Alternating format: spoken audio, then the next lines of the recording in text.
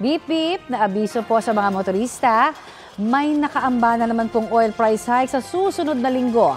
Ayon po sa Department of Energy, madaragdagan ng hanggang 2 pesos and 10 centavos ang kada litro ng gasolina simula January 30.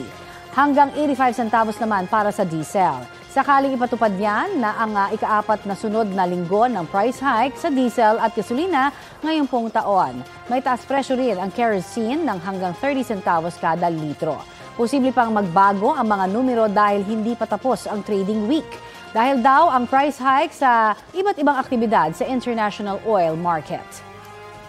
Kapuso, para sa mga maiinit na balita, mag-subscribe sa GMA Integrated News sa YouTube. Sa mga kapuso naman abroad, subaybayan nyo kami sa GMA Pinoy TV at sa www.gmanews.tv.